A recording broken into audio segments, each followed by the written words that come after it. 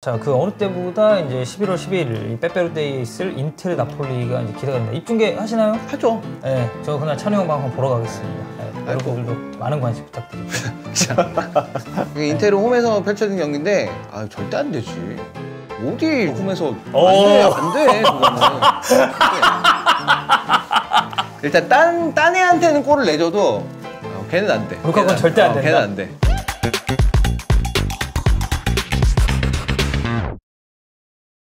2024년 10월 31일 10월의 마지막 날 오늘 할로윈입니다. 히든풋볼 목요부 오늘 3명이서 진행합니다. 안녕하세요, 황대현입니다. 안녕하세요, 박선입니다. 안녕하세요, 장병훈입니다. 자, 일단 뭐 해축구 소식들도 좀 있고 국내 축구 소식도 저희가 오늘은 K리그2를 좀 보려고 하는데 일단 첫 번째 카라바오컵이 오늘 새벽에 있었습니다. 네. 뭐 빅클럽들의 경기가 있었고 토트넘이 이제 또 맨체스터 시티 상대로 2대1로 승리를 했는데 사실 맨시티가 이제 경기 시작 전부터 이미 얘기를 했죠. 여기에는 힘을 이제 조금 빼고 나올 것이다. 대거 로테이션을 뭐 돌렸으니까. 네.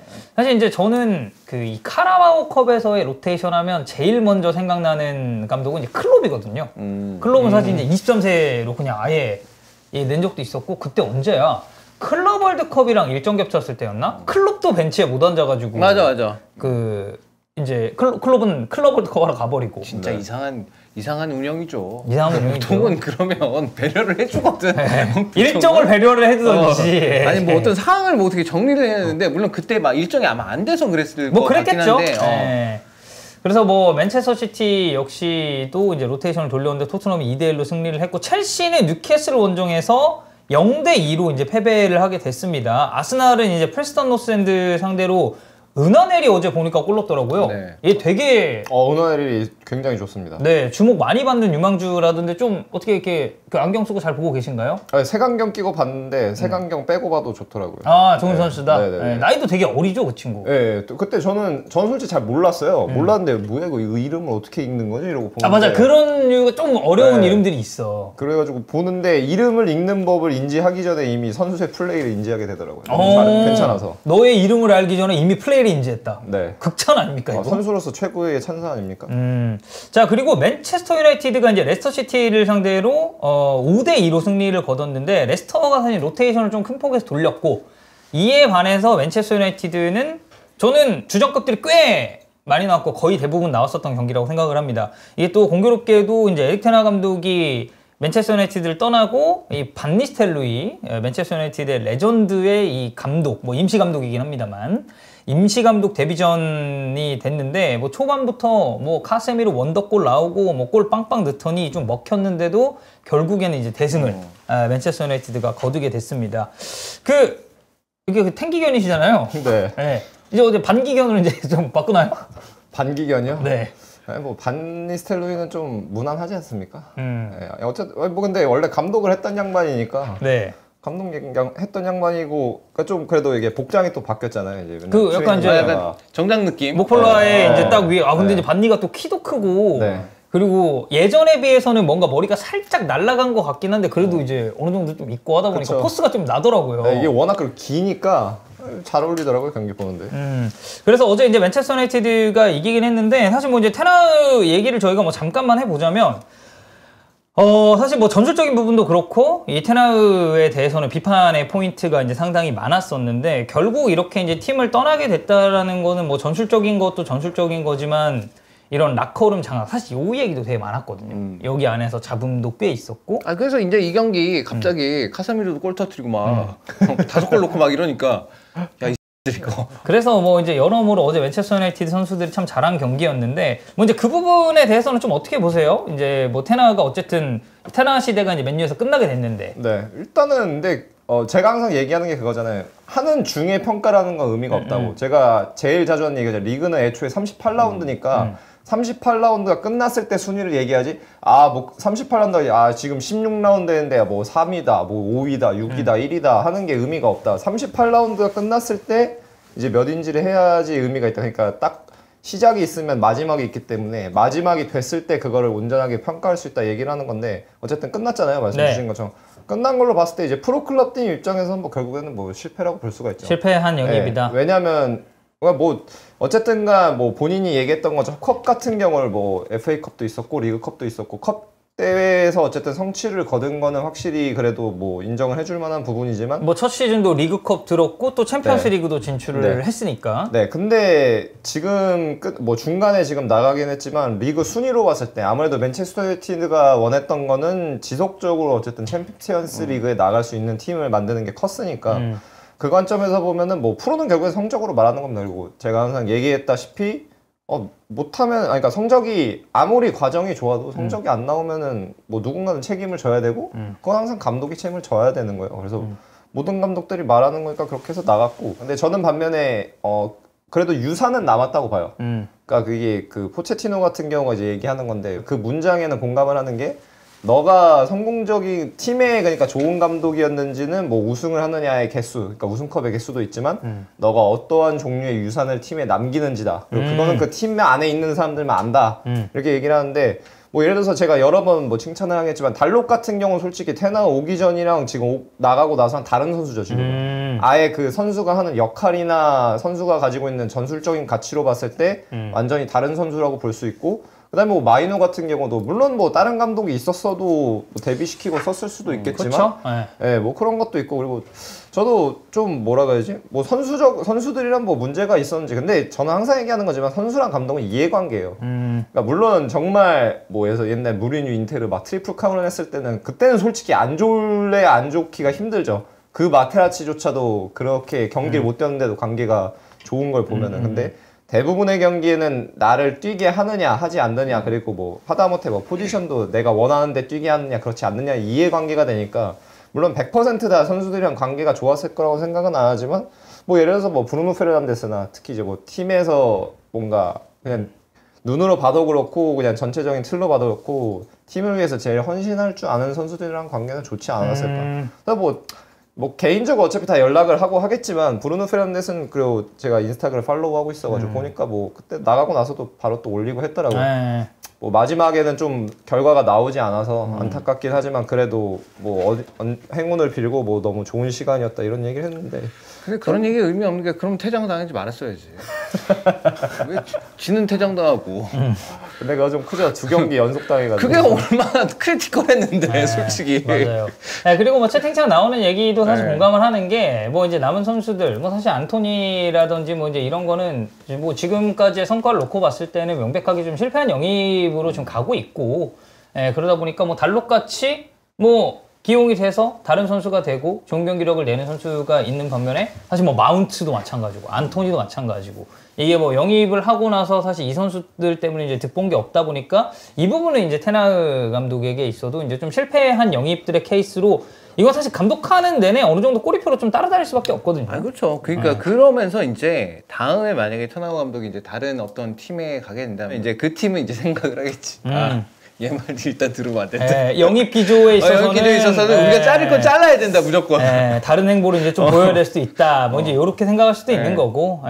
그래서 뭐 참 이제 맨유 팬들 입장에서는 어제 또 하필 또 그 임시 감독이 이제 반니였잖아요. 네. 이거에 대해서도 또 반니가 그거 했더만 예전에 부페가 그 출사표 한번 던지고 FA컵 전이었나? 그리고 FA컵 우승했잖아요, 맨체스터 유나이티드가.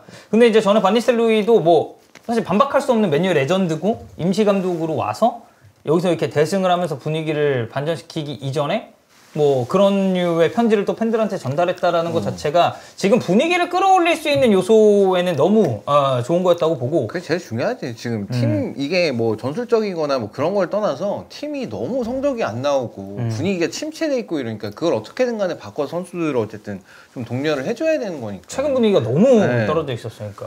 근데 이게 또 맨유가 좀 이상하게 임시 감독들이 이렇게 잠깐 있었을 때가 참 좋아요. 왜냐면 자 뭐 반니는 한 경기긴 하지만 5대2 이겼고 그 이전 보면 캐릭 괜찮았잖아요. 그 3경기인가 2경기인가 하는 동안에.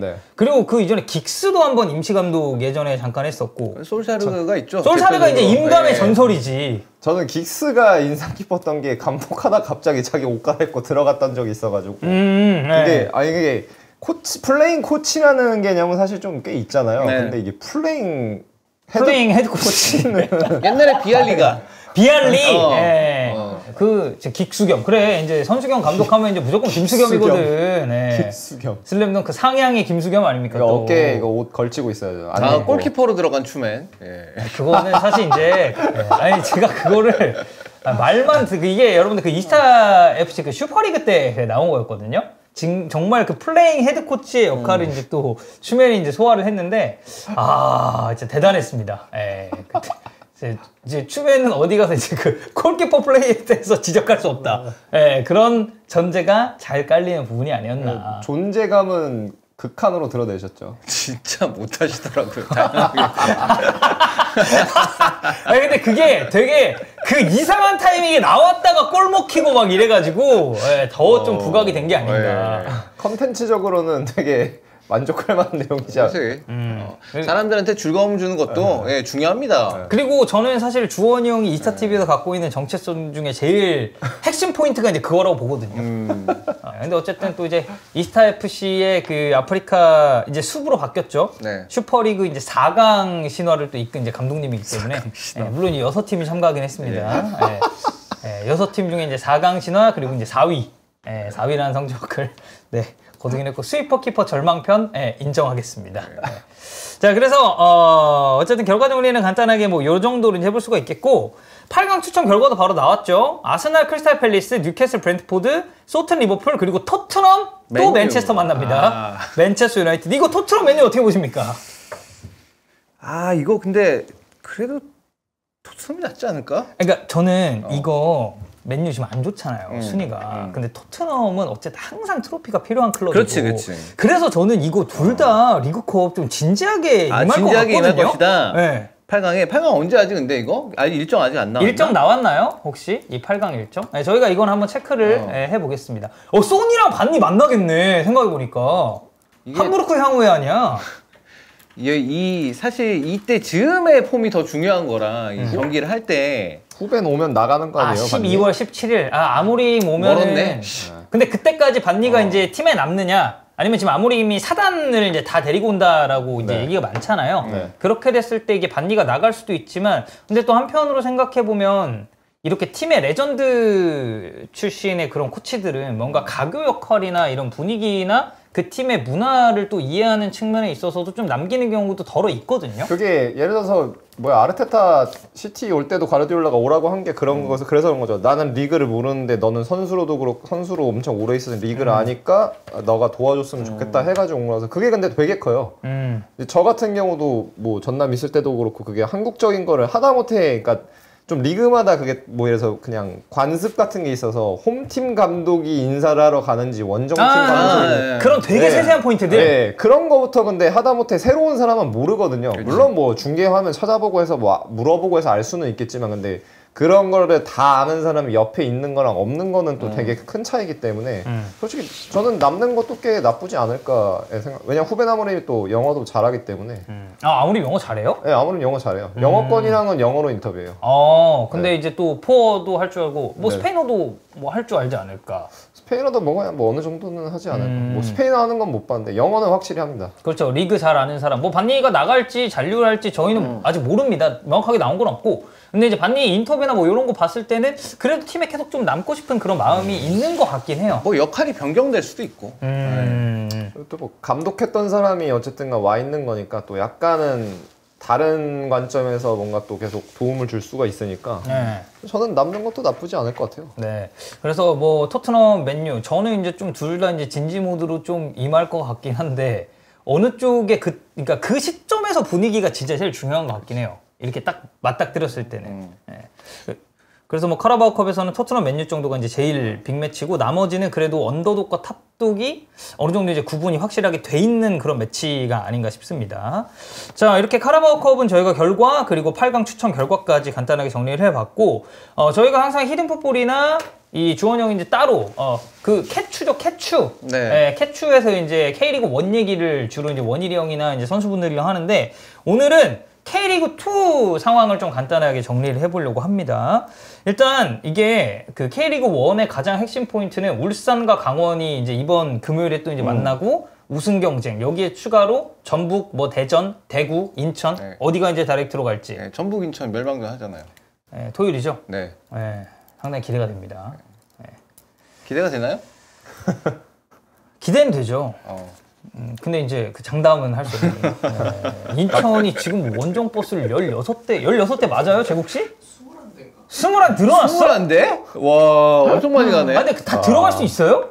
2,000명 넘게 예매했다고 들었어요. 네, 근데 사실 인천 팬들이 이제 되게 빡세잖아요. 아, 그쵸. 여기는 팬 숫자가 적을 때도 옛날부터 일당백했던 분들이라 21대야. 와, 왜 이렇게 많이 오세요? 왜 이렇게 많이 오세요? 혹시 그날 그 오신 김에 그 순대국밥이랑 이런 거 맛있는 거 많으니까 그런 거 드시고. 전주가 순대국밥으로 유명한가요? 많은 분들이 모르시는데 아, 그래요? 전주가 순대국밥 맛집이 굉장히 많습니다. 아, 그래요? 이제 다른 지역에서는 네. 보통 이제 하얀 순대국밥 그게 기본이고 거기에 이제 보통 이제 다대기를 넣어서 먹죠. 예. 근데 전주는 이제 기본 베이스가 좀 빨간. 그리고 이제 전주 또 피순대가 또 유명하지 않습니까? 순대국밥 많이 드시고요. 피순대 빨간 국물이죠. 근데 흰 국물도 있고. 콩나물국밥도 맛있고요. 어쨌든 맛있는 거 많이 드시고. 감액 아니에요? 감액? 감액 좋죠. 감액 좋죠. 경기 끝나고 이제 한잔 하러 이제 또 가시면. 현대옥은 우리 집 앞에도 있어. 현대옥은 사실 이제 다 평준화가 돼가지고. 자, 그래서 어쨌든 이제 오늘은 이제 K리그2 같은 경우는 지금 승격 판도에 대해서 굉장히 치열하게 전개가 되고 있고, 아마 이대로 이 기세대로 쭉 간 다음에 안양이 다이렉트로 승격할 가능성이 높죠? 일단 어제 이제 주중 경기가 있었어요. 그래서 어제 경기 결과로 인해서 안양이 이제는 매우 유리해졌습니다. 딱 승점 1점 남았어요. 1점 추가하면 그냥 1위 확정됩니다. 안양이 지금 충남 아산이랑 비교했을 때 한 경기 덜 치르고 승점 4점 차로 충남 아산은 앞서고 있으니까. 어제 경기를 지면서 가능성이 없어졌어요. 충남 아산은 한 경기 남았고 네. 안양은 2경기 남았는데 지금 4점 차잖아. 그래서 네. 가능성이 없어졌어요. 뒤집는 거 불가능. 근데 서울 이랜드는 가능성이 있습니다. 이랜드가 네. 지금 안양이랑 6점 차거든요? 똑같이 2경기를 덜 했고 네. 그다음에 지금 6점 차인데 그러니까 안양이 2패를 하고 서울 이랜드가 2승을 하게 되면 승점이 같아지잖아요. 네. 그런데 다득점에서 유리해요. 여기가. 그러네. 여기가 다득점이 지금 안양보다 10골 앞서네요. 역시 김도균 감독의 팀. 실점이 있을지라도 우리는 앞으로 간다. 우리 3골 먹으면 4골 넣으면 돼. 이거예요. 진짜 곰프레시 운영이잖아요. 수원FC 때도 사실 그렇죠. 그런 부분이 굉장히 강조가 많이 됐었고. 그래서 서울랜드가 만약에 진짜 서울랜드만 이제는 이제 우승 경쟁이 가능해졌어요. 아산 안양이랑은. 끝나버렸구나. 끝났고.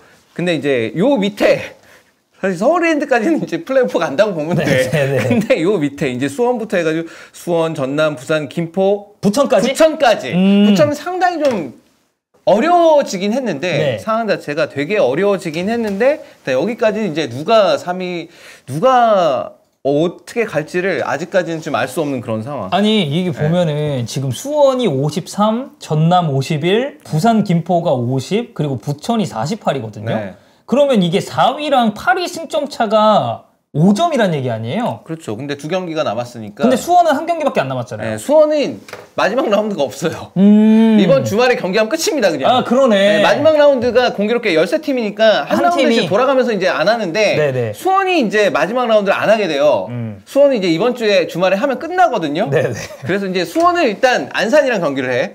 수원 안산. 안산을 일단 잡아놓고 그걸 이기고 나서 그 다음 기다려야 됩니다. 네네. 기다려야 돼. 이 기다리는 입장이 진짜 피마르거든요. 마지막 라운드는 이제 동시에 다 열리거든요. 네네. 모든 경기가 아마 오후 2시 경기로 제가 알고 있는데 네. 그래서 근데 그래도 어쨌든 간에 충남 아산이 이겨서 53점 올 때는 획득을 했잖아. 네. 그래서 그나마 다행입니다. 그거 그냥 1대1로 끝났잖아? 야, 그런 얘기도 못해요, 지금. 자, 이 충남 아산이랑 수원 경기도 저희가 약간 다룰 만한 포인트들이 있어서 이거 이제 잠깐 뒤에 네. 얘기를 좀 할 건데, 그럼 이제 안양, 사실 네. 이제 그동안 안양의 승격에 대해서 이제 몇 시즌 동안 굉장히 이제 많은 말들이 있었잖아요. 실제로 이제 승격을 또 할 뻔한 시즌도 있었고. 네. 근데 올 시즌 안양이 승격할 수 있던 제일 큰 원동력은 뭔가요? 일단 뭐 유병 감독이 팀을 잘 이끌었다고 봐야겠죠. 네, 그 전에 뭐 김영렬 감독이 있을 때나 아니면 이우영 감독이 있었을 때나 다 생각을 해보면 잘 나가던 시기가 있었어요. 좋았던 시기가 있었고 1위 하던 시기도 있었고 근데 그게 결국 지속적이지 못했었거든. 물론 이제 그것도 있습니다. 그때 생각해보면 K리그2에는 항상 약간 그 아웃라이어들이 있었어. 뭐 예를 들어서 광주라든가 아니면 뭐 김천상무 이런 팀들 거기는 그냥 이제 완전 그러니까 아웃라이어들이 있었어. 여기서 그러니까 광주 같은 케이스는 박진석 감독 때나 아니면 이정현 감독 때나 그냥 팀이 잘한 건데 사실 남길 감독 네. 때도 뭐 그랬었고. 근데 김천상 같은 경우에는 그거는 일단 이부 팀들 입장에서는 그 선수들 모아가지고 이렇게 하면 굉장히 좀 약간 사기적인 느낌이 좀 있거든요. 약간 이제 그 상대하는 팀들 네. 입장에서 좀 재앙이죠. 그러니까 그런 느낌이 있어서 그런 팀들이 승점을 많이 벌어가니까 안양이 잘 나가다가도 그런 팀들과 이제 경쟁을 하다 보니까 좀 지쳐서 후반기 가면 갈수록 성적이 떨어지기 시작하고 이러면서 결국에는 이제 승격을 못하는 그런 그림이었는데 이번 시즌에는 그런 팀이 없었어요. 다행히도. 안양에겐 참 다행이에요. 그러니까 승점도 61점 정도면 사실 그렇게 많은 건 아닌데. 그리고 다 격차가 그렇게 붙어 크지 있으니까. 않잖아요, 네. 지금. 네. 보통 이제 그렇게 잘 나가는 팀들 보면 승점을 다 2위 팀들 10점 이상씩 벌려놓고 그렇게 이제 1위를 확정짓고 네, 이런 게 네, 되게 네, 많은데 그런 점이 없었던 것도 다행이고 그리고 이제 보면은 이제 뭐 어쨌든 안양이 여러 가지 그 뭐 외국인 선수들 뭐 문제도 있었고 거기 교체하는 과정에서 뭐 못한 선수들도 있었고 그런데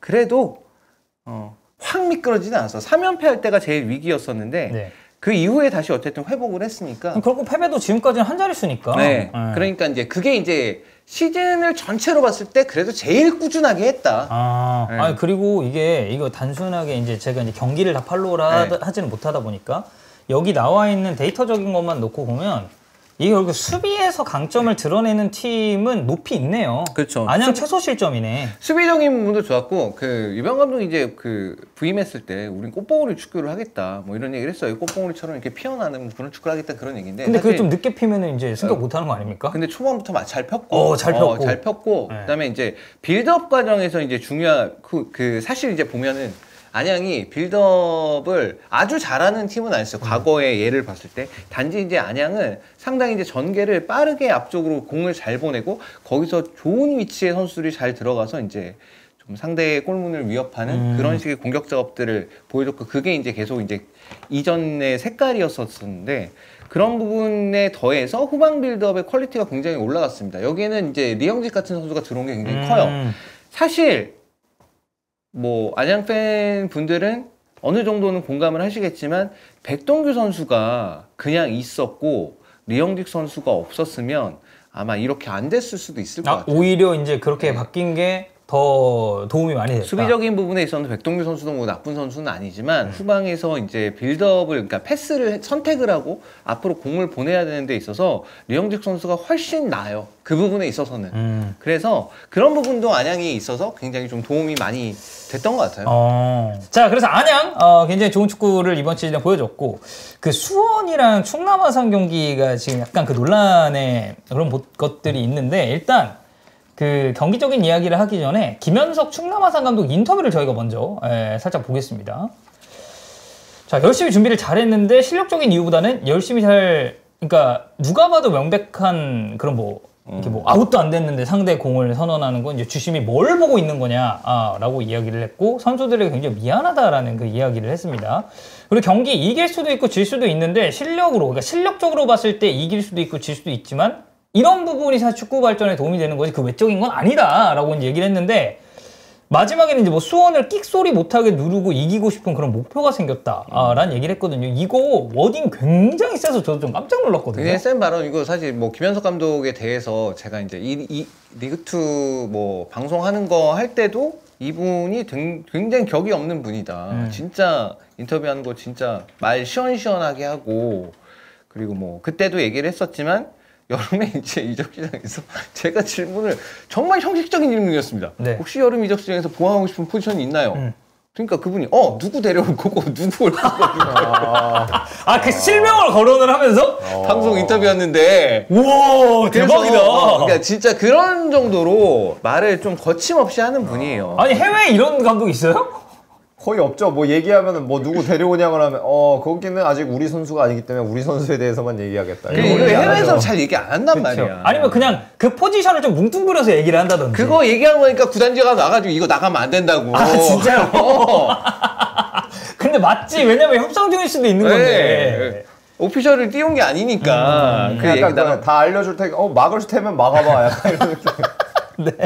그래서 원래 좀 이런 식으로 하시는 분인데 원래 이렇게 말을 좀 진짜 시원하게 하시는 분인데 이제 근데 그거는 그거대로 이제 재미있고 막 그런 상황들이 있어요. 사실 감독 중에서 이렇게 재밌게 또 김현석 감독 같은 경우에 나이가 적은 편도 아닌데 예, 그런 분인데 뭐 사실 뭐 선수로서도 이미 뭐 K리그 짬밥 뭐 대단하신 분이고 이거는 사실 이거는 너무 이제 흥분해서 이건 잘못된 인터뷰라고 봐야겠죠. 근데 그래서 이 경기에서 주로 이제 논쟁이 됐었던 포인트가 뭐예요? 뭐 핸드볼 얘기도 있고 뭐 요런 것도 이제 인터뷰에 나온 부분도 있긴 하거든요. 그러니까 수원의 두 번의 득점 장면이 모두 다 핸드볼 아니냐라는 논란이 있었죠. 근데 이제 그 화면은 VR 쪽에서 다 본단 말이에요, 그거를. VR 쪽에서 다 체크를 하고 이상이 없다라고 얘기를 했을 거예요, 이미.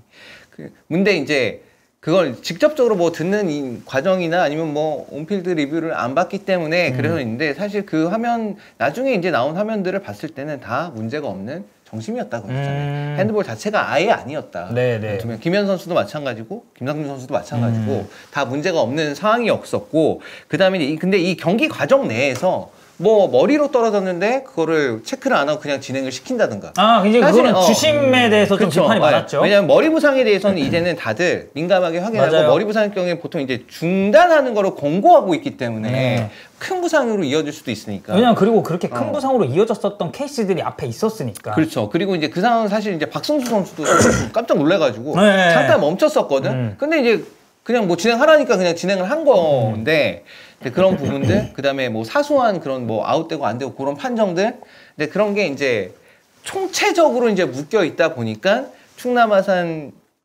입장, 그 다음에 충남 아산 팬들 다 불편한 거죠. 이게. 그러니까 그런 게 하나하나 모이고 그렇죠. 하다 보니까. 그러니까 전반적으로 경기 운영을 잘했으면 아마 이런 논란이 없었을 텐데 경기 운영 자체가 조금 좀 그렇게 흘러가다 보니 그리고 이제 이분이 김영수 주심이 뭐 아시는 분들 아시겠지만 접촉에 대해서 비교적 관대한 거 그런 거 그런 거 있기 때문에 그래서 이제 이렇게 된 건데 이게 이제 만약에 이제 김현석 감독이 이거를 주심을 저격을 했었으면 그럼 징계잖아. 아, 그쵸. 그럼 징계야. 네. 근데 이제 이렇게 뭐 나름에는 또 돌려 말한 것 같기도 하긴 한데 근데 이제 말을 항상 우리가 뭐 저도 이제 말로 벌어먹고 사는 직업입니다만 우리가 말을 세게 하면 문제가 뭐가 되냐면은 나중에 내가 어떤 사람이 실수를 안 하고 살지는 않잖아요. 뭐 그건 나도 실수를 하고 누구나 다 실수를 하는데 실수를 했을 때 그게 사실 몇 배로 돌아오거든요. 말을 세게 하면. 그러니까 뭐 업보 느낌이라고 말씀하시는 분들도 있고. 그래서 그런 것 때문에 이게 좀 이렇게 된 것 같아요. 이건 사실 그러니까 수원 입장에서 득점 장면은 별 문제가 된 게 없었기 때문에 사실 이제 이긴 것 자체가 뭐 부당하다고 보기는 어려운데 수원 팬들 굉장히 좀 화날 거 아니에요? 아, 그쵸. 왜냐면 이제 상대팀 감독인데 뭐 막말로 득점 장면에 대해서는 이거는 뭐 VR 보고 다 문제가 없는 게 체크가 됐는데 이제 끝나고 나서 이제 사실상 이제 수원에 대해서 너무 이제 발언이 좀 센 게 나오니까 그러니까. 왜 우리한테 이렇게 이제 반응이 나올 수밖에 없는 거고. 그래서 뭐 이런 부분 인터뷰부터 해서 이 경기 내에서의 뭐 판정들 사실 아까도 저희가 얘기했지만 이렇게 목부터 떨어지는 그 부분에 있어서는 제가 당장 기억나는 게 그때 17년도 20세 이하 월드컵 할 때 정태욱 선수 한번 그런 적 있지 않았나요? 떨어져서 그때 약간 의식 없어 막 구급차 오고 제가 그랬었던 기억도 좀 나고 이승모도 있었고 그리고 저 올림픽 갔을 때 정승원 루마니아전이었나? 떨어졌거든요. 뇌진탕이 왔어요. 근데 이제 제가 라커룸 데리고 들어가야 된단 말이에요. 그 상황에 대해서 기억이 안 나. 그런 경우도 있더라고요. 단기적으로 그렇게 짧게 기억 못하는 경우도. 그리고 그때 당시에 뭐 이거는 이제 너무 좀 일반적으로 다 나오는 지침이라서 이제 뭐 말씀드리는 거지만 이제 피파 그때 이제 IOC죠. 올림픽이니까. 근데 권고 그 지침이 내려옵니다. 훈련 안 돼. 경기 못 뛰어. 그래서 이제 의사가 이걸 판단하고 뭔가 소견이 있다고 하더라도 그 지침이 또 있기 때문에 이게 머리 관련 부상에 대해서는 엄청 이 포커스를 많이 맞추는 편인데도 그런 상황에 있어서 그냥 플레이온을 선언한 거에 이제 팬들은 더 분노를 하는 거고. 그래서 조금 더 주의를 하셔야 됐는데 뭐 어쨌든 잘했으면 좋겠습니다. 잘했으면 좋겠고요. 어쨌든 뭐 수원이랑 충남 아산 얘기도 좀 해봤고 뭐 마지막으로 찬우 형이 어쨌든 이 브리그를 지금 쭉 정리를 해주고 계시니까 플레이오프 자리는 현실적으로 좀 어떻게 좁혀질 것 같으세요? 그냥 부천은 예상을 사실 해본다면. 좀 어렵다고 봐요. 부천은 좀 왜냐면 어렵다. 부천은 2승을 해도 몰라. 아, 그 기다려야 네. 되니까. 부천은 2승을 해도 몰라요, 사실은. 2승을 하게 되면 48점이니까 6점 더하면은 54점이잖아요. 네. 그러니까 54점이라서 다른 팀들도 경기가 남아있으니까 몰라요. 2승을 해도 6승할 수 있어. 네. 그럼 어차피 못 나가는 거잖아. 그쵸? 그러니까 부천은 그래서 사실상 좀 어려운데 이제 부천에게 희망이 있는 건 부산이랑 마지막 경기를 해서 아, 거기서 이제 끌어내리는. 그러니까 그런 걸. 효과가 이제 얻을 수 있으니 그러니까 이제 그래도 좀 희망이 있다고 보는데 김포 역시도 좀 어려운 게 네. 거기 득점이 적어요. 아. 이게 다득점이 우선인 리그다 보니까 김포는 득점이 적어서 지금 여기 플레이오프권에 있는 팀들 중에 제일 득점이 제일 없네요. 적어요. 예. 네, 그래서 수원이 그 다음에 이제 득점이 적은 팀인데 그래서 김포는 지금 현재로서는 좀 많이 좀 불리한 네. 상황. 그래도 김포는 어쨌든 간에 2승하고 잘하면 여기 또 3위까지도 올라갈 수 있거든요. 그러네. 잘하면. 네. 그러니까 하여튼 여기가 지금 다 몰려있기 때문에 근데 저는 일단 지금 봤을 때는 전남이 2승을 못 할 것 같아요. 왜냐면 마지막 라운드 서울이 있는데. 네, 전남 힘들 것 같고. 그러니까 힘들다는 게 전남이 2승을 못 할 것 같다. 아, 2승을 못 할 것 같다. 저는 그래서 지금 근데 이게 말하기가 애매한 게 뭐냐면 부산이 지금 막판에 갑자기 계속 못 이겨. 네. 1무 2패야 3경기 동안. 사실 부산 저 작년에 다이렉트로 올라오는 줄 알았어요. 그럴 뻔했죠. 네. 네. 근데 저는 진짜 부산 작년에 못 올라간 게 너무 큰 것 같아요. 그게 너무 크죠. 그 조르지한테 그 마지막에 때려 맞은 게 너무 컸어. 그 조르기한테 경기가. 동점골 내준 그게 너무 컸고. 네, 그때 청주 조르지였죠. 청주. 네. 그 전남 보니까 성남 잡았고 안산 비겼고 천안한테 졌고 또 안양이랑 1대1로 비겼는데 남은 경기가 충북 청주 나는 지금은 수원이 일단 제일 유리해 보이긴 해요. 수원. 수원이 일단 어쨌든 53점을 먼저 얻었어. 그리고 안산이 최근에 나쁘진 않거든요. 어쨌든 팀이 이관우 감독 부임하고 뭐 이렇게 여러 가지로 좀 바뀌면서 나쁘진 않은데 그래도 안산을 못 이길 거면 그러면 플레이오프 아예 자격이 없다고 봐야 돼서. 왜냐면 안산은 이제 사실상 이제 경남이랑 성남이랑 이제 같은 뭐 성남은 이제 너무 아래 있으니까 뭐 빼더라도 아래쪽에서는 좀 잡고 가야 될 팀이라는 게 있으니까. 물론 이제 수원이 이제 어쨌든 안산도 못 잡으면 플레이오프 나가서도 그러면 올라가서 결국에는 승강 플레이오프까지 나가려면 네. 어쨌든 밑에 있는 팀들이랑 경기해야 되고 위에 있는 팀들이랑도 경기를 해야 되는데 네. 안산도 못 잡을 거면 그러면 어렵죠. 위에 있는 팀은 무조건 또 이겨야 돼. 심지어 나가려면. 그러면은 정리를 해보자면 일단 안양은 지금 다이렉트가 유력한 상황이고 네. 충남, 아산, 서울이랜드, 수원, 여기에 부산.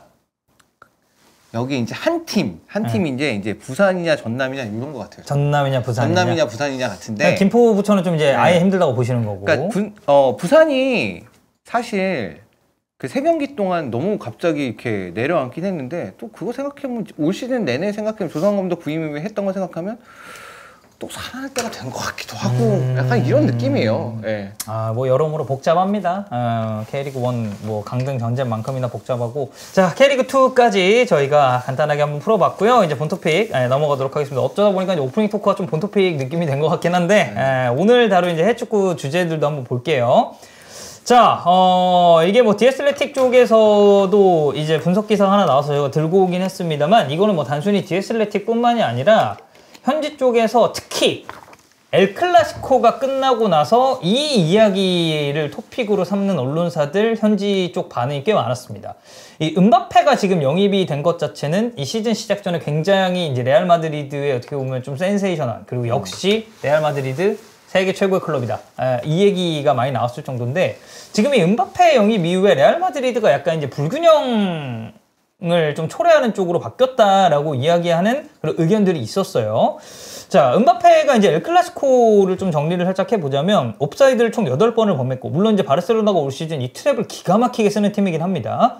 그리고 찬스가 났을 때도 결국에는 이제 골을 성공시키지 못하면서 레알 마드리드의 0대4 패배를 이제 뭐 지켜볼 수밖에 없었는데 이게 또 문제로 지적받았었던 점 중에 하나가 이 음바페 수비 가담에 대한 부분.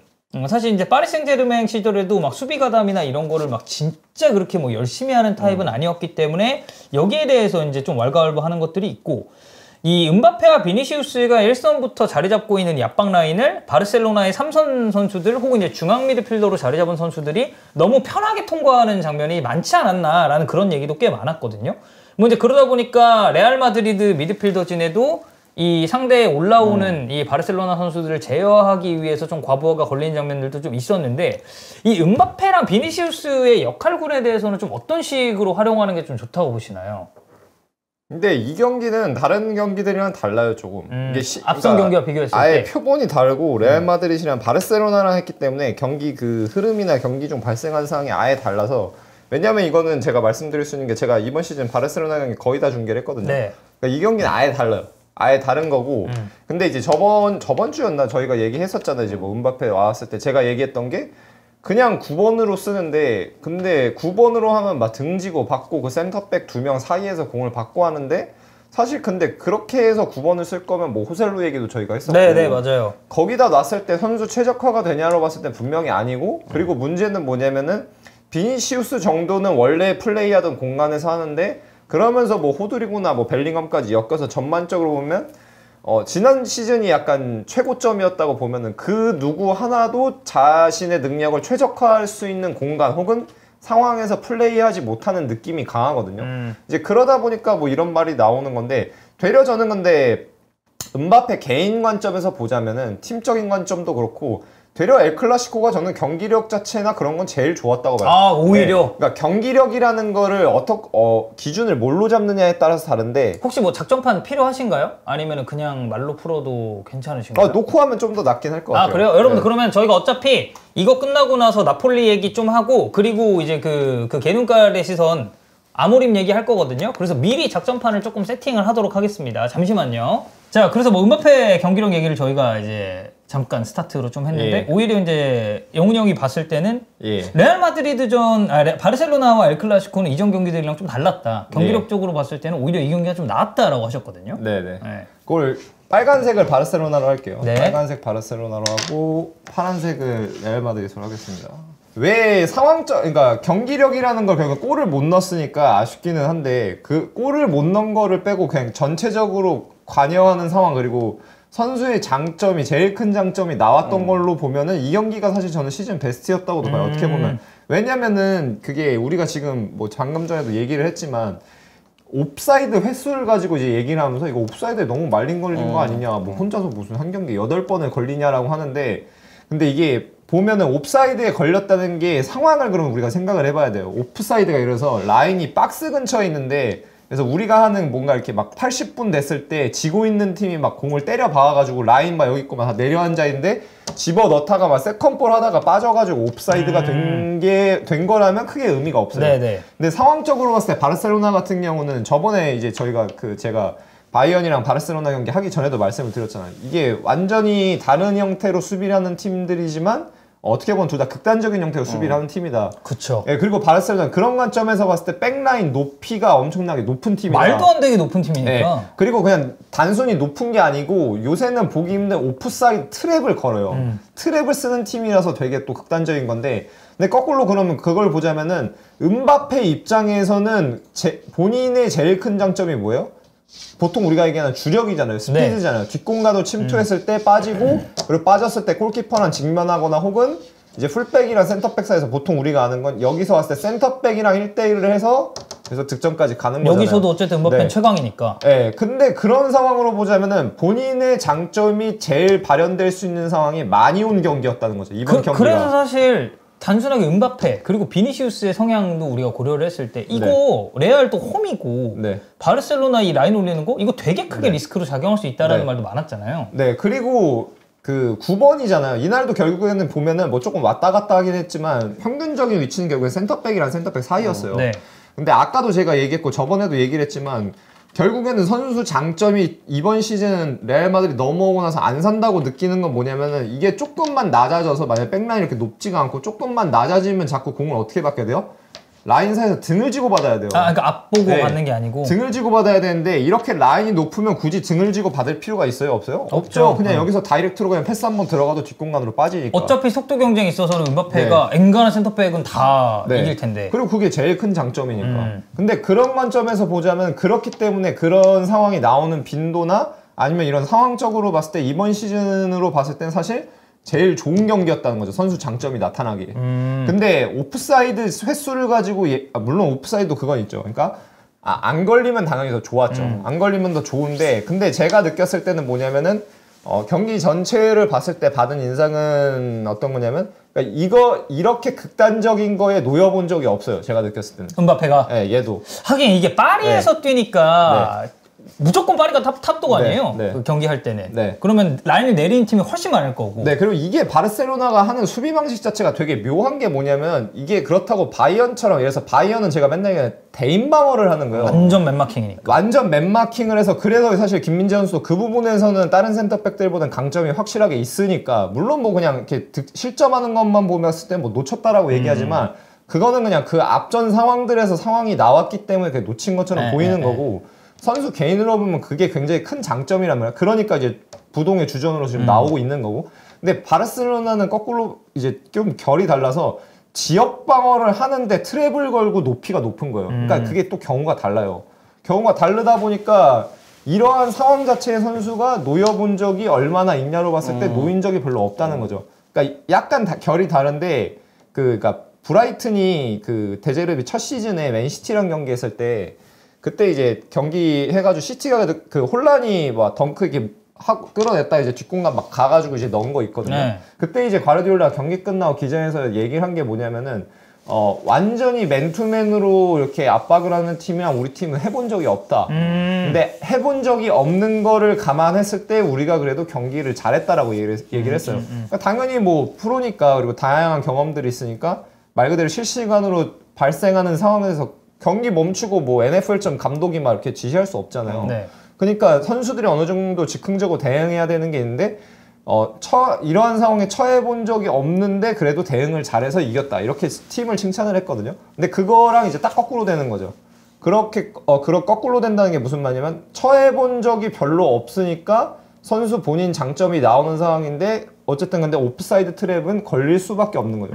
오프사이드 트랩을 이렇게 쓰는 팀이랑 몇 번 경기를 해봤겠어요. 아 그래서 약간 이거는 뭐 적응의 문제도 좀 있겠네요. 그러면. 네. 근데 저는 그러니까 오프사이드 횟수는 물론 적었으면 더 좋았겠지만 오프사이드 횟수를 가지고 비판하는 건 크게 의미가 없다고 생각을 해요. 왜냐면 특히 계속해서 이 센터백들이랑 같은 높이에서 뭐 내려와서 받는 것도 아니고 이 높이에 있다가 방금 말씀드린 상황처럼 여기서 공이 빠지든지 아니면 뭐 여기서 빠지든지 어쨌든 간 뒷공간으로 가는 게 본인 장점이고 그걸 노리고 있었기 때문에 결국에는 걸릴 수밖에 없는데 근데 저는 되려 그렇게 생각해요.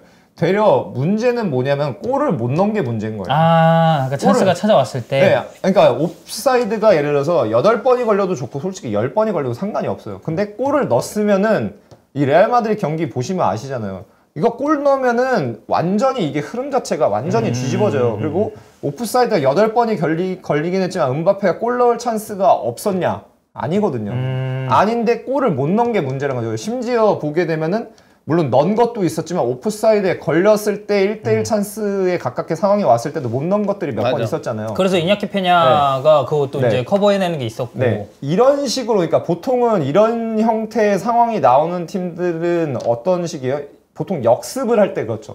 역습을 할 때 상대 팀이 정렬이 되지 않아서 뒷공간이 크게 열렸을 때 역습을 할 때 찬스가 나오는데 그래서 제가 맨날 얘기하는 거지만 역습을 시도했을 때 이렇게 상황에서 골을 못 넣으면 문제가 되는 게 뭐냐면 우리도 아직 공격으로 전환이 완전히 안 됐고 상대도 수비로 완전히 전환이 안 됐기 때문에 어떻게 보면 둘 다 카오스인 거예요. 근데 거기서 기회비용으로 골을 넣을 수 있다는 전제에서 여기서 골을 넣는다고 하고 조금 우리가 진영 자체가 무너질 수 있지만 빠르게 역습을 시도하자는 말이에요. 그래서 골을 넣거나 혹은 뭐 코너킥이 나온다거나 하면은 그럼 오케이인 거예요. 근데 항상 축구라는 종목이 공간이 크고 11명이 하다 보니까 문제가 뭐예요? 전환의 전환이에요. 공격으로 전환하다 역습을 시도하다가 못 넣었어요. 그걸 뺏겼어요. 그럼 재전환이 된단 말이에요. 상대가 역습을 시도해요. 근데 방금 얘기했던 것처럼 정렬이 안 됐는데 기회비용을 그걸 택한 건데 그럼 거꾸로 말하면 뭐예요? 우리도 역습을 당하기에 최적의 상태라는 거죠. 그러니까 골을 넣는 게 중요한 건데 물론 결은 어쨌든 간 다르지만 그거랑 이제 거의 동일한 상황인 거죠. 결국 봤을 때는 이 옵사이드 트랩에 걸린 것보다는 이 음바페가 이날 이제 못한 건 찬스가 왔을 때 왜 그렇게 평소에 잘하던 득점력이 이날 경기에서 안 나왔는가? 왜냐면 그리고 이게 딱 조금 상황은 다르긴 한데 바르셀로나를 상대로 결국엔 좀 비슷하게 경기에 접근하고 혹은 경기 상황적으로 비슷하게 왔던 게 두 팀이 있어요. 이번 시즌 라리가에서는 알라베스가 그랬고 오사수나가 그랬어요. 오사수나 이제 두드러 팼죠. 네, 알라베스가 제가 두 경기 다 중계했거든요. 네. 제가 두 경기 다 중계하고 지금 한 번 더 아까 이제 확인을 해봤는데 알라베스가 오프사이드를 11개 했어요. 이날 그 경기에서. 네, 그리고 오사수나가 10개 했어요. 근데 알라베스는 0대 3으로 졌고요. 오사수나는 4대 2로 이겼어요. 차이가 뭐예요? 오사수나는 골을 넣은 거예요. 10개 하든 11개 하든 상관이 없어요. 왜? 오프사이드 트랩을 하니까 오프사이드에 트랩을 걸려서 오프사이드를 하는 거는 뭐 그게 뭐 예를 들어서 레알 마드리드 음바페가 됐든 뭐 비니시우스가 됐든 뭐 호드리고가 안 났지만 뭐 호드리고가 됐든 벨링엄이 됐든 오프사이드는 할 수밖에 없는 거예요. 근데 하는 거는 당연히 애초에 계산에 있는 거. 근데 그러면은 걸리지 않는 것도 분명히 있을 거잖아요. 걸리지 않았을 때 골을 넣어야 되는 건데 알라베스 진짜 제가 경기 보면서도 제가 안타깝더라고요. 그 결정을 네. 못 짓는 게. 왜냐하면 저는 항상 또 그 감독 코치 입장에서 보는 게 있으니까 와 이렇게 판을 짜고 이렇게 했는데 결국엔 골을 못 넣고 원래 바르셀로나 3개 왔는데 3개 다 집어넣은 거예요. 그냥 3개 집어넣고 그냥 끝난 거예요. 근데 결국에는 뭐예요? 이 경기도 바르셀로나랑 레알 마드리드 한 것도 거의 비슷해요. 근데 이제 웃긴 건 뭐예요? 레알 마드리드는 항상 그런 데서 이 최고의 그렇지. 마진을 남기는 팀이잖아요. 그쵸. 그리고 그 마진에서 저희가 챔스 얘기했었잖아요. 음바페 그 영종님 있을 때 음바페에다가 막 비니시우스, 벨링엄까지 추가돼서 클러치가 있기 때문에 챔스에서는 뭐 또 뭐 위기가 있긴 하겠지만 그래도 좀 더 토너먼트 갔을 때 특히 기대가 된다 이런 얘기를 했었는데 근데 거꾸로 이 리그 바르셀로나의 경기에서는 되려 그런 관점에서 보면은 그 마진에서 이제 쉽게 얘기하면 마이너스 찍은 거죠. 그러니까 하이리스크 하이리턴을 이렇게 걸었는데 네. 하이리스크는 있었지만 리턴이 없었다는 거잖아요. 이거 네. 자체가. 네. 그리고 전반적으로 솔직히 경기 자체를 바르셀로나가 또 되게 잘하긴 했어요. 물론 뭐 이제 잘한 게 이제 막 특이점이 좀 되게 많았어가지고 얘기하자면 많은데 이게 그 야말이랑 하피냐 같은 경우도 야말 같은 경우 특히 이제 터치라인에 있는 쪽이 많은데 이날 경기 같은 경우 보면은 이제 완전히 거의 그러니까 우리가 보통 얘기하는 파이널 서드 들어가기 전까지는 터치라인까지 벌리질 않았어요. 근데 그 말은 무슨 말이냐면 그래서 뭐 잠깐 그냥 얘기하자면 백라인이 얘네가 4-4-2로 정렬이 돼 있다고 치면은 다 여기 있는 거예요. 이 정도에 있어요. 이 정도에 있고 여기 둘이 있으니까 여기 있으면 근데 쉽게 얘기해서 뭐냐면 미드필더를 더 많이 배치를 한 거죠. 그러니까 하피냐랑 야말도 거의 이제 미드필더에 가깝게 배치를 하고 풀백 같은 경우 이제 쿤데랑 발데 이렇게 있고 그리고 이제 2명 미드필더 있고 그다음에 페르민 같은 경우나 아니면 후반 같은 경우는 그 빼드리가 한 칸 올라갔으니까 이런 식으로 배치를 해놨다 보니까 파이널 서드 갔을 때 상관없죠. 상대가 내려앉았으니까. 근데 이전 상황 같은 경우는 뭐예요? 풀백도 이 높이엔 없어요. 이 높이에 있어요. 그러니까 이건 철저하게 뭐 하겠다는 거야? 니네 역습 못해. 우리가 뺏길 수는 있어. 뺏길 수 있는데 애초에 뺏길 상황도 잘 안 나죠. 지금의 바르셀로나는 옛날 그 바르셀로나로 어느 정도 아이덴티티가 돌아왔고 우리가 맨날 얘기하는 삼각형 혹은 다이아몬드가 지속적으로 형성이 돼 있고 공을 뺏기더라도 뭐야? 이렇게 간격이 좁으면은 바로 요압박. 네. 그러니까 경기 자체가 컨트롤이 훨씬 잘 된 거죠. 그러니까 이런 거 같은 경우도 결국에는 파이널 서드 들어갔을 때만 풀백이 가든지 아니면 그때만 나오고 들어가는 거죠. 근데 이제 이런 장치까지 있고 뭐고 했는데 그러니까 근데 더 골을 넣었어야 되는 거예요. 그 찬스가 왔을 때. 제한적인 찬스가 왔을 때. 이렇게 장치를 해놨기 때문에 이게 좀 결이 달라요. 어쨌든 저는 이번 시즌 계속 중계를 했다 보니까 이게 여기 있는 시간이 거의 없었어요. 거의 여기 있었고 중앙 쪽에 있는 시간이 많았고. 거의 여기 있었고 가끔 빠지면 이제 뭐 물론 쿤데 들어가고 하긴 했는데 그거는 거의 다 이제 경기장 3등분 했을 때 마지막 3분의 1에서 거의 선수 배치가 이렇게 됐기 때문에 이건 역습 못하게 하겠다는 거죠. 좋습니다. 뭐 이제 음바페에 대해서도 좀 이야기를 해봤는데 뭐 엘클라시코 전체적으로 봤을 때는 찬스를 못 살렸고 그리고 바르셀로나의 전체적인 접근 방식도 상당히 좋았다라고 볼 수 있겠습니다. 이 콘테 이 나폴리 얘기 저희가 잠깐 하려 하는데 네. 지금 나폴리가 개막전에 베로나한테 0대3 패배하고 나서 지금 1패도 없네요. 네. 공식전 9승 1무고 세rie 기준 5연승. 밀란전에 또 이제 2대0으로 승리를 하면서. 네, 주중에 경기 있었고 밀란과의 경기에서 이제 이겼죠. 근데 네. 물론 이제 밀란은 징계가 그 볼로냐전을 안 치러서 이 경기에 이제 징계가 적용돼서 주전 선수들 못 나왔고 그다음에 지금 이제 폰세카 감독이 내부적으로 많이 흔들리고 있기 때문에 네. 레앙 계속 선발해서 안 내보내고 있는데 그러면서 이제 레앙도 선발이 아니었고 뭐 어쨌든 리스크를 안고 이제 밀란이 좀 경기를 했었고 리스크를 안 했다기보다 그냥 운영을 잘 못하고 있는 거죠. 네. 네. 감독이 그냥 이상해. 내가 보니까 네, 자궁도 어쨌든 많은 상황이고 그 루카쿠 왜냐면 굉장히 잘하고 있어요. 8경기 골 4개, 도움 4개. 네. 이거는 확실히 콘테가 루카쿠를 뭐 인ter 시절로 그랬지만 이제 잘 쓴다고 봐야겠죠? 뭐 사실 활용도에 로마 있어서. 시절에서도 못했던 건 아니기 때문에 뭐 그냥 그래요. 뭐 그걸 잘하든 말든 뭐 나는 무슨 상관이야. 아니 여쭤보는 거잖아요. 뭐가요? 그러니까 왜 잘하냐? 지금 루카쿠가 형님 루카쿠에 대한 이해도 콘테에 대한 이해도는 제일 높잖아요 대한민국에서. 그냥 그 루카쿠가 네. 애가 원래 축구를 못하는 애가 아니잖아. 네. 그러니까 빅클럽 뛰었겠죠. 그냥 그거예요. 음. 그럼 뭐 더 뭐 설명이 필요해 그게. 원래 축구를 존나 못하던 애가 잘하면 그건 설명할 수 있지. 네. 원래 잘하던 애야. 네. 그럼 뭐 설명을 해 별로 그러면. 얘기하고 싶지 않으시네. 네. 왜 저한테 화를 내세요? 아니야 그렇다고요. 아, 예. 그러니까 축구를 예. 잘하는 애였는데 그걸 또 잘 쓰는 감독을 만나니까 지금 더 잘하고 있다. 그러니까 그리고 루카쿠는 어쨌든 간에 자기 그 콘테가 자기 은인 아니야. 네. 아, 그쵸. 자기 가라앉을 뻔한 거를 그 끄집어 내줬잖아. 그런 영광을 같이 한 통수를 치고 가가지고 하여튼 뭐 그래서 예.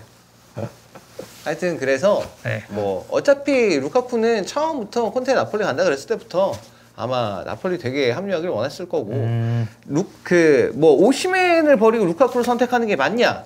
근데 오시멘과 루카쿠는 동급의 선수라고 생각하면 물론 나이는 좀 차이가 네, 있겠지만 그렇죠. 어쨌든 현재 기량만 놓고 봤을 땐 동급의 선수라고 본다면 문제 없지 사실. 아, 네. 어쨌든 본인이 많이 더 써봤고 그렇죠. 이 선수에 네. 대해서 이해도도 높을 거고 이것도 물어보고 싶어요. 이 맥중사 네. 맨유를 떠났습니다. 네네. 나폴리로 갔어요. 세리에 리그 전반적인 스타일이 이 선수한테 좀 잘 맞는다고 봐야 되나요? 리그의 아니면- 스타일이라기보다 어쨌든 콘테가 더 이제 맥토미니를 잘 쓰는 편에 가깝지 않을까.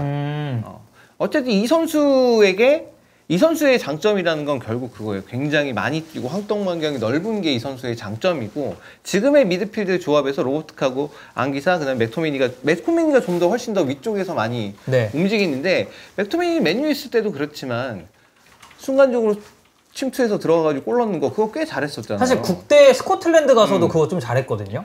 그러니까 얘는 수비를 그렇게 잘하는 선수가 아닌데 자꾸 아래쪽에 놓고 그러니까 삼선에. 얘 덩치는 크지만 수비는 그렇게 잘하는 선수라고 보이진 않는데 네네. 그렇게 두니까 얘 장점이 별로 안 나오고 이랬던 상황에서 뭐 터나우 감독도 이제 그런 쪽으로 어느 정도는 뭐 활용하기도 했긴 했지만 여기서는 완전하게 맥토미니를 더 가장 위쪽에서 이제 움직이도록 이렇게 만들어 주고서 이제 활약을 했으니까 그러니까 이제 당연히 이제 좋은 활약을 펼칠 수 있는 거고 근데 물론 아쉬운 부분도 있긴 해요. 생각보다는 골을 많이 못 넣었어. 아, 더 기회가 있었거든. 네. 그러니까 물론 진짜 마무리가 좋은 미드필더다. 그러면 더 골을 많이 넣었을 거야. 뭐 예를 들어 옛날 전성기 램파드처럼 램파드급이었다. 만약에 램파드처럼 그렇게 골을 잘 넣는 선수였으면 얘 한 10골 넣었어. 아, 지금? 나폴리에서? 진짜. 오. 근데 그 정도는 아니고 근데 솔직히 램파드급 선수가 뭐 그렇게 흔하게 나오겠나. 아, 그거 너무 그것도 쉽지 유니크하죠. 않은 일이니까. 네. 그러면 뭐 이제 맥토미니에 대한 부분은 그거네요. 뭐 콘테가 맞는 롤을 잘 주고 그렇지. 장점을 잘 살려주기 때문에 지금 활약상도 좋다. 그리고 이 콘테 감독의 팀들은 거의 비슷한 분위기가 이건 뭐 인테리 때도 마찬가지였는데 결국은 이 팀은 이제 후방에 대해서 그러니까 수비적인 부분에서 고려를 늘 하고 있어요. 그렇기 때문에 그러니까 이 보통 보면은 앞선하고 최일선하고 그다음 맨 마지막 수비 라인하고 간격이 벌어지는 경우가 종종 있어요. 그쵸? 수비적인 부분에 수비수들이 웬만하면 하프라인을 잘 안 넘어가려 그러는 그런 부분들이 있어. 네. 수비적인 부분 리스크를 좀 생각을 해가지고 근데 그걸 어떤 식으로 했냐면 미드필더들을 굉장히 종적으로 많이 움직이게 만들거든요. 네네. 이들이 어쨌든 움직이면 이들이 그 많이 뛰는 걸로 이제 커버를 하는 부분들이 있는데 마찬가지입니다. 아, 여기도. 존나게 뛰어 진짜 여기 애들 미드필더 3명이 앙기사, 로보트카, 맥토미 진짜 많이 뛰어요 얘네들. 그 콘테가 인텔에 있을 때는 바렐라, 브로조비치 이런 애들이 제일 많이 뛰었고 리그에서 뭐 브로비치 뭐 말할 것도 이런 애들이 없고. 리그에서 제일 많이 뛰었고 지금은 그 콘테 감독이 나폴리로 가니까 나폴리에 있는 애들이 좀 엄청 많이 뜁니다. 이게 첼시 때도 그래서 콘테가 죽자고 파브레가스 안 썼잖아요. 아, 사실 교체로만 쓰고 걔는 안 컵대에만 뛰어. 쓰고 왜냐면 그 대신에 쓴 게 누구야? 마티치즈. 그러니까 칸테랑. 활동량에 있어서는 파브레가스가 확실히 뭐 장점이라고 볼 수는 없으니. 그때 제가 같이 일하던 스페인 코치가 저한테 계속 그랬어요. 그때 둘이 이제 첼시 경기를 좀 많이 봤거든요. 네. 콘테 경기를 많이. 왜냐면 그때 저희가 그 팀이 백스리에서 중학교 팀이었는데 백스리 하고 했었는데 유소년. 그때 이제 첼시 보면 경기 보고 이제 서로 본 거 얘기 막 하고 그랬어요. 근데 둘 다 똑같이 얘기했던 거였어요. 어쩔 수 없이 이탈리안이다. 이건 이탈리안이라고. 가치적으로 봤을 때 이탈리안이라서 칸테 같은 경우 칸테는 뭐 어차피 쓴다 치고 하나 픽스 꽂아 놓고 그럼 나머지 3-4-3 했으니까 중앙 하나 누구 쓸 거냐인데 그러니까 저는 그래서 나는 파브레가스 쓸 것 같은데 이거는 사실 성향이죠. 네. 네. 근데 이제 절대 무조건 마티치 절대 우인 거예요. 그러니까 그 방금 딱 말씀하신 그런 부분에서는 확실히 도드라지니까 훨씬. 뭐 그런 활동량적인 부분이 지금 나폴리의 뭐 이제 상승세도 같이 이끌고 있는 거고 이게 뭐 백스리였는데 백포로 지금 바꿨잖아요. 네. 이거는 그럼 이제 콘테의 현실적인 타협이다. 아니 타협이 아니지. 백포도 자신이 있는 거야. 아, 지금 이제 본인이? 현재 상황에서는 미드필더를 3명을 중앙 미드필더 3명을 쓸 수 있는 상황이 됐으니까 네. 그러니까 쓰는 거죠. 아니면 이제 3-5-2를 써야 되는데 그렇게 되면은 그러니까 투톱을 쓰려면 포워드가 루카쿠 하나뿐이잖아. 루카쿠 크바라를 뭐 할 거야? 그치. 그럴 수는 없으니까. 여기는 크바라는 써야 돼. 루카쿠도 써야 돼. 네. 여기 윙어고 여기는 포워드잖아. 그러니까 이거를 일단 생각을 넣으면 앞쪽에는 어쨌든 윙어들이 있는 포메이션을 써야 되는데 근데 3-4-3을 생각해보면 네. 그때 첼시 때는 아자르가 있잖아. 그쵸. 네. 아자르 크랙이 같이. 있고. 근데 크바라는 물론 엄청나게 잘하는 선수인데 아자르 정도는 아니란 말이에요. 아자르 정도로. 그때 첼자르 시절에 아자르. 그러니까 그 정도는 아니니까 그거보다는 그래도 조금 더 크바라를 좀 더 안쪽에 가운데로 들어오게 해서 만들 수 있는 장치를 하려면 윙백을 쓸 수도 있겠지만 그런 미드필더가 부진해지잖아. 네. 3-4-3을 쓰게 되면 미드필더 2명밖에 못 쓰잖아. 근데 불안하지. 본인 지금은 입장에서는 불안하지. 근데 지금은 미드필더에서 네. 3미들 구성 갖출 수가 있으니 만약에 콘테 감독이면 만약에 로버트카가 없었어. 그러면 그렇게 썼을 거야. 맥토미니하고 그다음에 안기사 이렇게 붙이자. 이렇게 썼겠지. 근데 로버트카 있잖아. 네. 로버트카가 있으면 그러면 어쨌든 간에 뒤에 빌드업 리더 할 수 있는 선수가 있는데 그러면 든든하게 3명 쓰는 게 낫지. 맥토미니를 또 위로 올려서 그쵸. 몇 차 하면은 그냥 카운터 압박 시키면 되고. 그렇죠. 또 길모도 어차피 데려오고 했으니까. 그리고 제 생각에는 나폴리 구단에서 어느 정도 특히 이제 데라우렌티스 그 사람 같은 경우는 좀 개입이 많잖아요.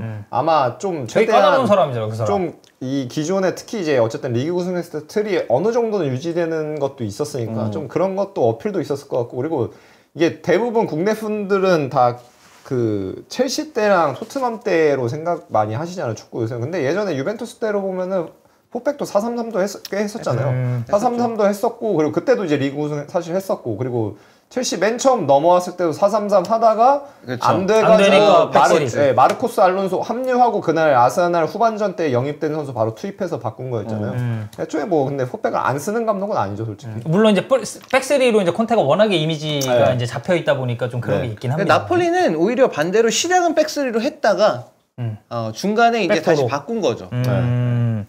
좋습니다. 자, 그 어느 때보다 이제 11월 12일 이 빼빼로데이에 있을 인텔 나폴리가 이제 기대가 됩니다. 입중계 하시나요? 이 경기? 하죠. 네, 저 그날 찬우 형 방송 보러 가겠습니다. 네, 여러분들도 많은 관심 부탁드리고요. 과연 심작이냐 아니면 이제 콘테냐? 그거 인테르 홈이거든. 네, 경기가. 박찬호가 사랑하는 두 남자. 그게 인테르 홈에서 펼쳐진 경기인데 절대 안 되지. 어디 루카쿠가 홈에서 안 돼, 그거는. 그리고 루카쿠한테 골을 내줘도 안 돼. 100% 세레모니 할 거거든. 하겠죠, 뭐 하겠지. 걔는 100% 해. 걔는 네. 100% 하고 저기 이 엠블럼에 키가 날 수도 있어. 이렇게 인텔 이제 팬들이 있는데 와가지고 이런 거 그거 이런 할 거 수도 하고. 있어. 네. 그래서 절대 안 되고 네. 일단 딴 애한테는 골을 내줘도 걔는 안 돼. 루카쿠는 절대 안 된다. 걔는 안 돼. 네. 좋습니다. 여러모로 기대되는 포인트가 많은 인텔의 나폴리 11월 11일 여러분 많은 관심 부탁드리겠습니다. 오늘 히든풋볼 목요부 상당히 다양한 얘기를 했고 2주의 마지막 히든풋볼입니다. 주말 입중계도 여러분들 많이 봐주시고요. 저희는 히든풋볼 여기서 종료하고 주말 입중계로 돌아오도록 하겠습니다. 감사합니다. 감사합니다.